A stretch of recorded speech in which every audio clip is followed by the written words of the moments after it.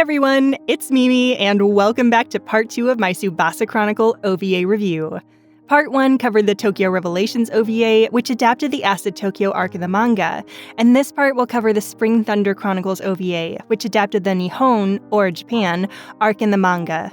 You can see part 1 by clicking the link on screen now, also in the description, and it's sort of set everything up already in terms of describing this review, so without further ado, let's go ahead and take a look at the Nihon arc in the manga.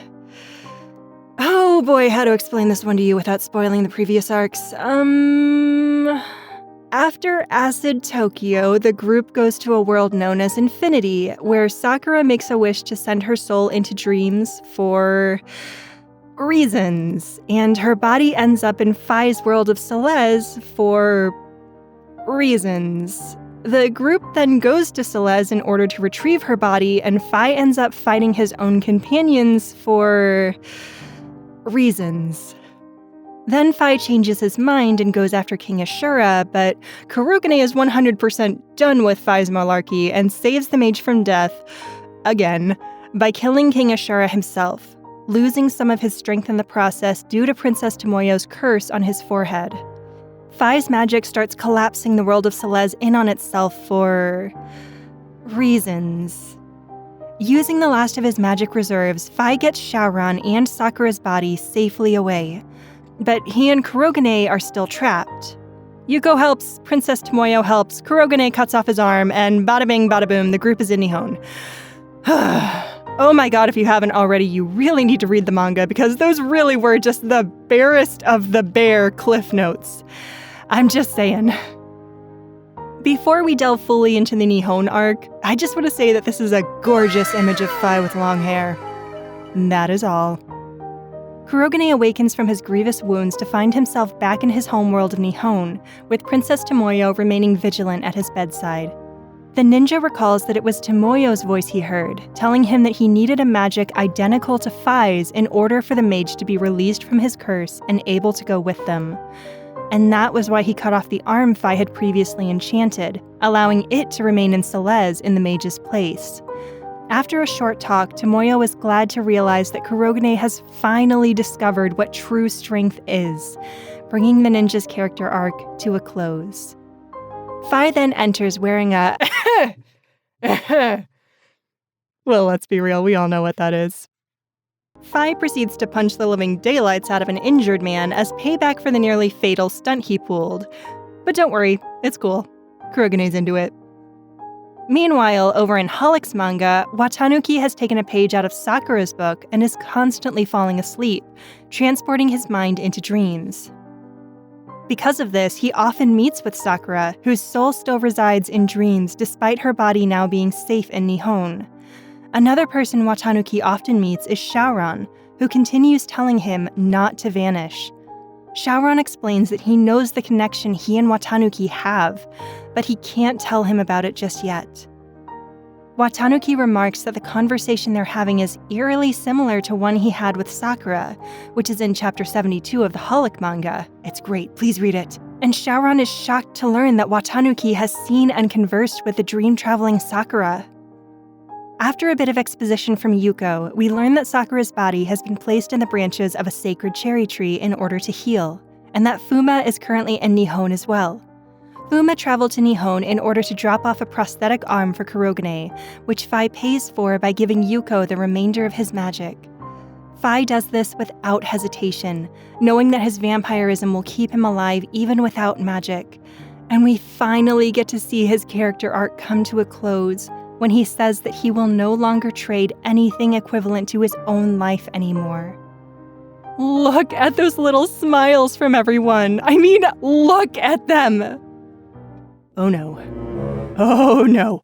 Not you. You are not allowed. Leave. Who invited this schmuck?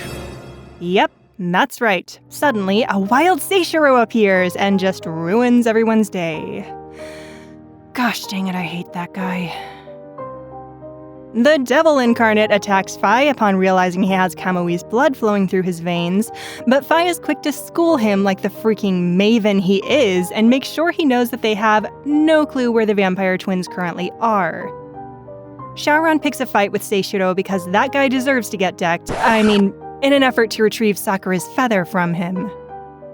In a nice little callback to the dimensions from X, Shaoran and Seishiro are allowed to fight to their heart's content within a protective ward. While the fight takes place, Fi and Tomoyo have a little chat about the fact that she gave up her powers as a dream seer in order to help ensure Nihon would be the world that they traveled to after Celeste. Tomoyo also reveals that some recent events may have occurred because reason is starting to crumble due to Fei Wing Reed's impossible wish, and Fi deduces that Fei Wing Reed's wish is likely the same as his own was. Shaoran manages to grab a hold of Sakura's feather and is pulled into dreams, where Sakura's soul currently resides. At the same time, imitation Shaoran is drawn to the source of the feather and also enters the world of dreams. Imitation Shaoran then starts to fight Shaoran for the feather, despite Sakura assuring him that the feathers are no longer important. Back in reality, Fuma and Seishiro have a talk about how Seishiro intended to hand over the feather from the start, but decided to fight Shaoran instead because he likes to give the people he cares about a hard time. Wait a minute. Time out. What? He lets the vampire twins escape his grasp voluntarily? You're telling me that this absolute monster from Tokyo Babylon is actually getting a redemption arc here? No. I refuse. Moving on. Apparently, imitation Shaoran has been using Fi's magic a great deal and has heightened his powers immensely, allowing him to gain the upper hand against Shaoran in dreams. Sakura protects Shaoran to the best of her abilities, even allowing imitation Shaoran to stab her in an effort to get through to him. But it is to no avail. Imitation Shaoran is about to kill them both, when suddenly he finds himself unable to move. His mind may have forgotten, but his body remembers his life growing up with Princess Sakura, and he can't bring himself to kill her.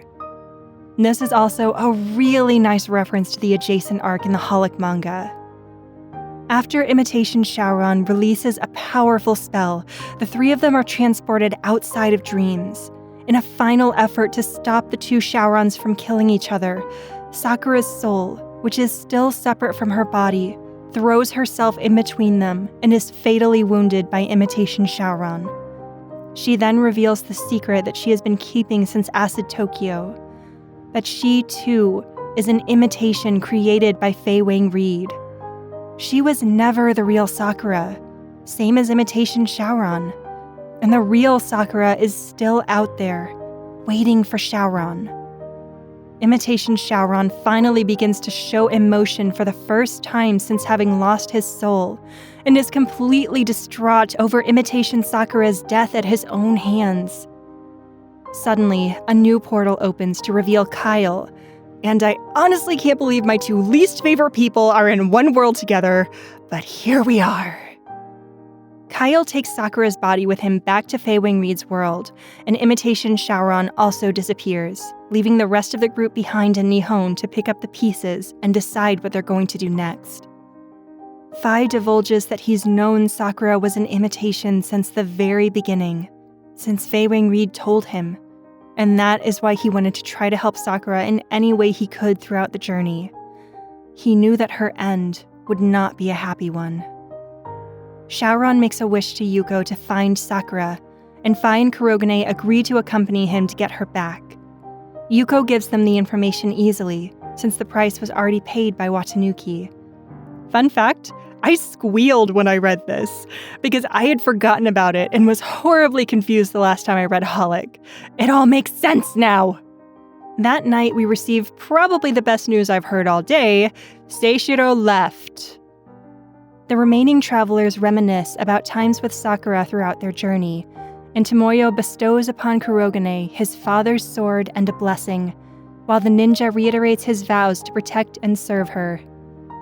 Meanwhile, in a nice little callback to the very first world of Hanshin Republic, Fi comforts Shaoran and receives his thanks for staying by Sakura's side. After several days of rest and healing, the moment the group has been waiting for finally arrives, and they are off to the Kingdom of Clo to retrieve Sakura from Fei Wing Reed's lair. Wow, that was a much shorter synopsis than Acid Tokyo's.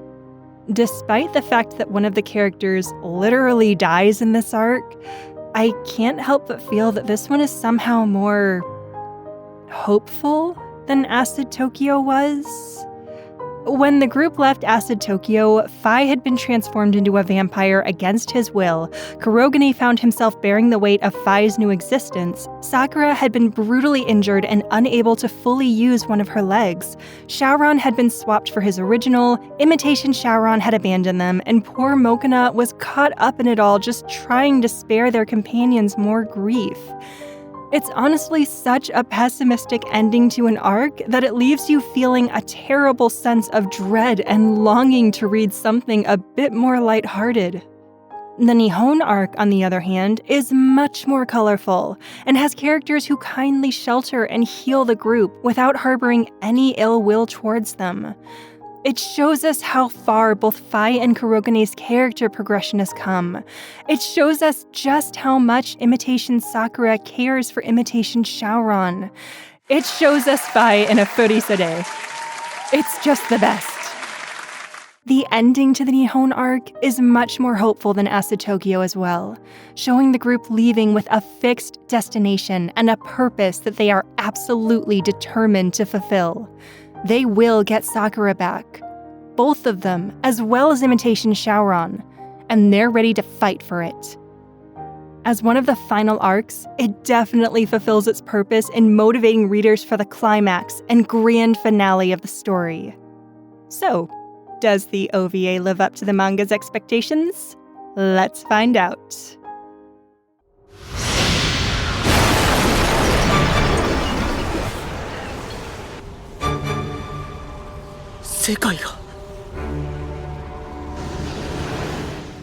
Oh yeah, I forgot how the OVA just kind of throws us right in the middle of Celeza's climax. Little teenage me watching this for the first time was like, what's going on? What's happening? Where can I watch the rest of it? I need to know more. And the OVAs were like, nope.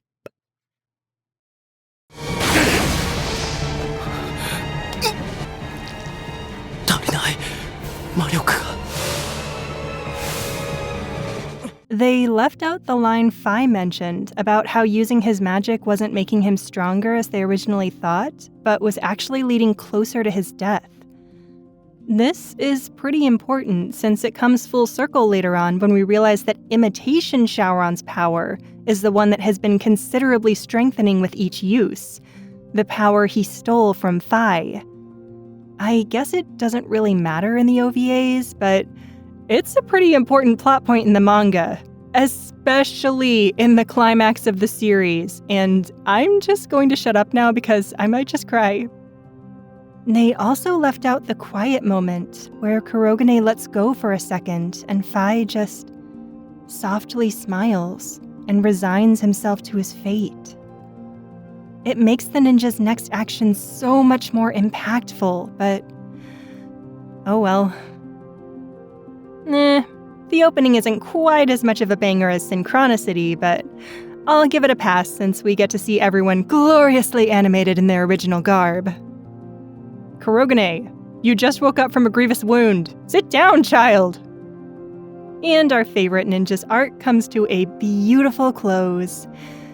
It really would have been nice to have seen Infinity and Celeste animated too, but I'll take what I can get.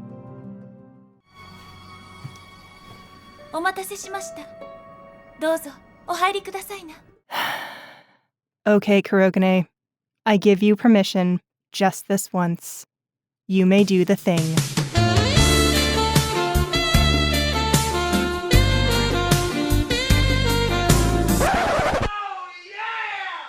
Yeah, you're not fooling anyone with that calm face. We know.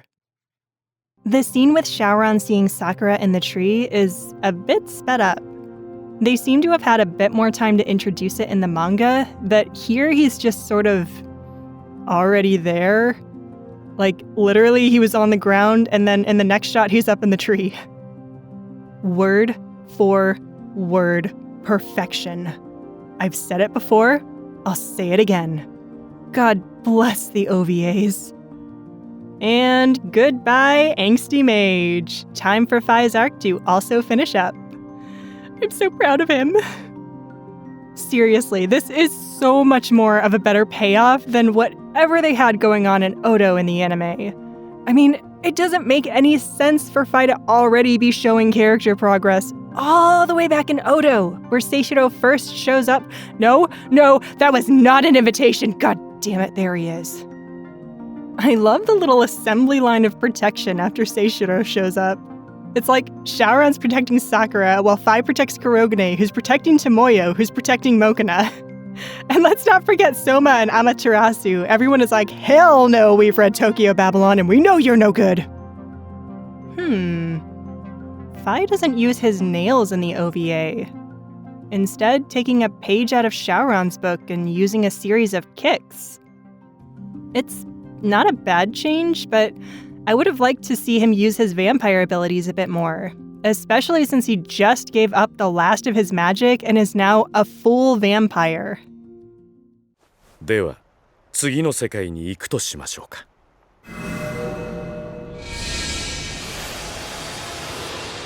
待て!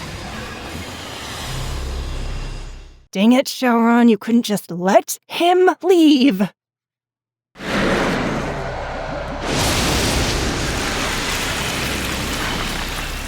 Oh my god, no. Seishiro's weapon does not remind me of Ming from Heaven Official's Blessing. I cannot think of Seishiro and Hua-Chung both at the same time. It is heresy. Bad Mimi. Bad Mimi. Go light 3,000 lanterns in repentance. Sakura-chan. 私を知っているの？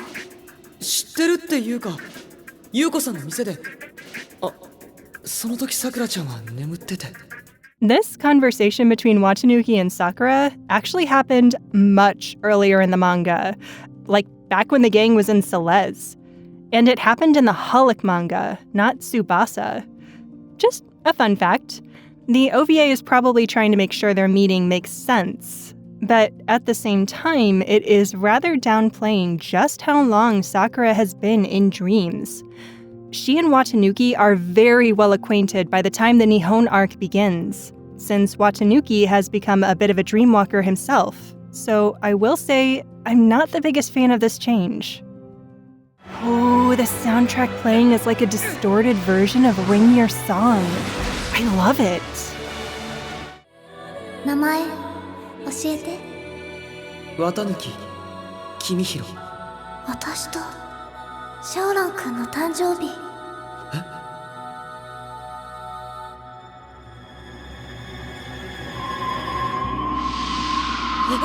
さくらちゃん! Oh no! OVAs, why are you letting me down? Sakura and Watanuki are actually having a very different conversation in the manga. I'll say it once more, they were both well acquainted with each other by this point, having met several times in dreams since the Infinity Arc. They have so many more interesting conversations after they exchange names and birthdays too. It's just such a shame they weren't animated. Their conversations are spread throughout the Holic manga, chapters 70 through 77, and they really are super sweet. Sakura even goes into detail about her companions and why she did what she did in Infinity.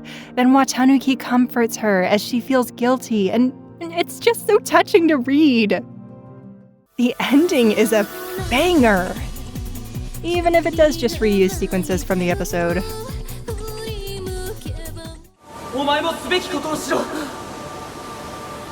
お前はもう一人の俺だから。Hey, Shaoran, way to ruin it! In the manga, he doesn't call Watanuki another me. He just says that they're similar. Everyone, pretend you didn't hear that, okay? 気に入ったものはすぐいじめたがる。だからあの双子に逃げられるんだよ。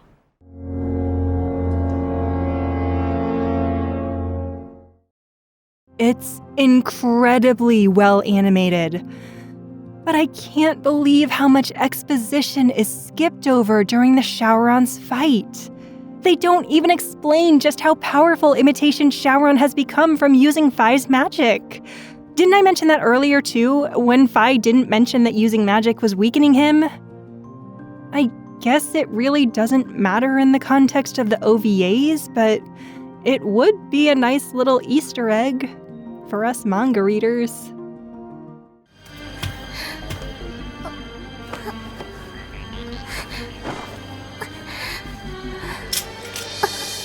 Come on, Sakura, you're stronger than that. I don't really remember that from the manga, but I'll admit I let out a little chuckle every time I see it in the OVA. Time for some training with Kuro Daddy, I think. Don't skip arm day. It doesn't have much to do with Tsubasa at the moment, but it's interesting how that earring came to be on Yuko's Mokana. It's a recent addition involving a young girl named Kohane who can see spirits and was befriended by Watanuki. If you'd like to read it for yourself, I'm afraid I can't provide any specific chapters since Kohane's story is rather sporadic and her chapters are scattered throughout the Holic manga, so it really is best that you simply read the entire manga. Please be warned that her story does feature heavy themes such as bullying and abuse. And they show a bit of the original duo as kids! They're just spoiling us now! We catch barely a glimpse of any of this until the final arc, so this really is great to see animated. If only we could get to see the rest of the climax animated. That would be absolutely phenomenal. それにどこにいてもわかる。お前ならな。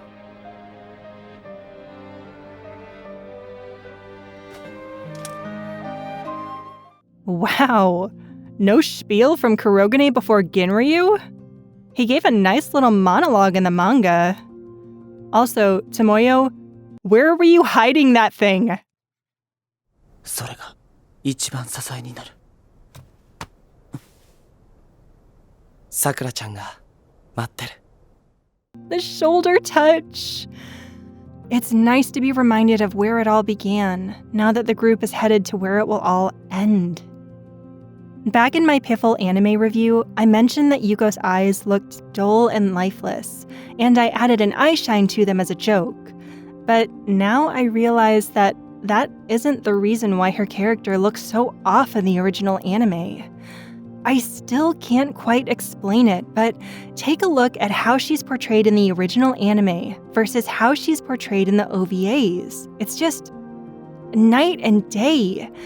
I have no idea why. Perhaps there are just more details on her character in the OVAs, but I just always knew something wasn't right about the way Yuko looked in the original anime.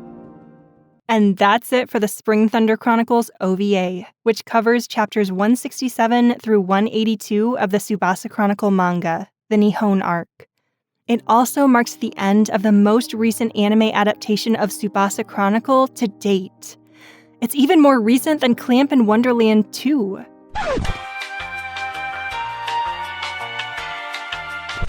I rate the Spring Thunder Chronicles 9 out of 10, mainly because I wish they would have kept the actual conversations Sakura had been having with Watanuki, rather than changing them to make it look as if they had just met. Besides that, though, the OVA was a spot-on adaptation worthy of the same praise as Tokyo Revelations. The music, the animation, the writing, the voice acting, it's just so incredible to see my favorite manga animated so beautifully, and for the most part, faithfully. I don't know if we'll ever see another anime adaptation for Tsubasa Reservoir Chronicle, but I sincerely hope we will. I mean, as much as I never want to see Tokyo Babylon animated, just reading it was heartbreaking enough. It looks like the series may have been picked up by another animation studio after the whole Gohan's plagiarism debacle. So perhaps there's hope that Clamp is looking for a studio to produce Tsubasa Chronicle. As fans, all we can do is keep our outlooks positive and pray that Hitsuzen deigns to give us a new series. Until then, check out the manga if you haven't already. It really is the greatest manga series I've ever read. And the sequel, Tsubasa World Chronicle, is just as good. It will definitely quench your thirst if you're looking for more content. Oh my gosh, wait a minute. I never gave my thoughts on the Tsubasa Chronicle movie. I love the new outfits everyone has. The animation is gorgeous. Sakura's hair is the right color, but the front cover makes her look like a giraffe. Fai and Kurogane would never have been captured by birds. I really hate the damsel in distress trope. This is just absolutely ridiculous. I love the Hulk movie tie-in. And yeah, that's about it. If you want to check it out, it's not bad, per se. Just not exactly the best either. It's just another filler. Probably a 5 out of 10. Thank you so much, everyone, for all of your support during my Tsubasa Reservoir Chronicle anime review series. It has been such a delight to study the manga in depth and compare it to its anime counterpart. And while I can say that I was severely disappointed with the anime, I can also say that it was certainly entertaining.